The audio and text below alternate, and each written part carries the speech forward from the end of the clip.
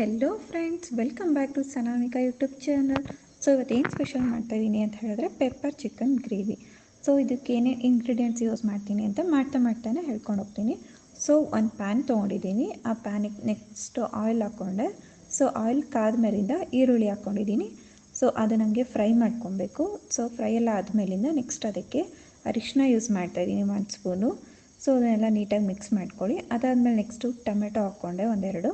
So fry ಮಾಡ್ಕೊಳ್ಳಿ ನೀಟಾಗಿ. ಅದಾದಮೇಲಿಂದ next ಅದಕ್ಕೆ ನಾನು ಚಿಲ್ಲಿ ಯೂಸ್ ಮಾಡ್ತಾಯಿದ್ದೀನಿ. ಒಂದು 4 ಹಾಕ್ಕೊಂಡಿದ್ದೀನಿ ಹಸಿಮೆಣ್ಸಿನ್ಕಾಯಿನ. ಸೊ ನೀಟಾಗಿ ಅದನ್ನೆಲ್ಲ ಇರೋದು ಚಿಕನ್ನು. ಸೊ ನಾನಿಲ್ಲಿ 1.5 kg ಚಿಕನ್ ತೊಗೊಂಡಿದ್ದೀನಿ.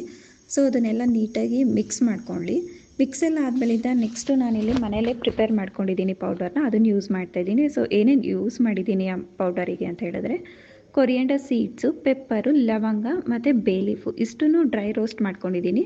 ಸೊ 1-2 ಮಿನಿಟ್ಸ್ ತಣ್ಣಗಾಗಿ ಬಿಟ್ಟಿದ್ದೀನಿ. ಅದಾದಮೇಲಿಂದ ಗ್ರೈಂಡ್ ಮಾಡಿಕೊಂಡೆ. ಸೊ ಅದೇ ಪೌಡರ್ನ ನಾನಿಲ್ಲಿ ಯೂಸ್ ಮಾಡ್ತಾ ಇರೋದು.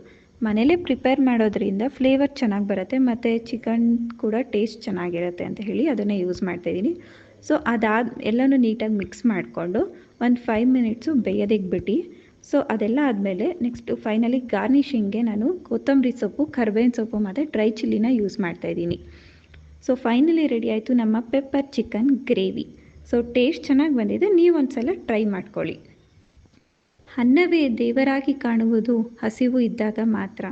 ಹಸಿವು ಮನುಷ್ಯನ ತಗ್ಗಿ ಬಗ್ಗಿ ನಡೆಯುವುದನ್ನು ಸಹ ಕಲಿಸುತ್ತದೆ.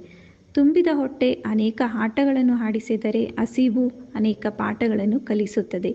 ಈ ವಿಡಿಯೋವನ್ನು ವೀಕ್ಷಿಸಿದ ನಿಮ್ಮೆಲ್ಲರಿಗೂ ಧನ್ಯವಾದಗಳು.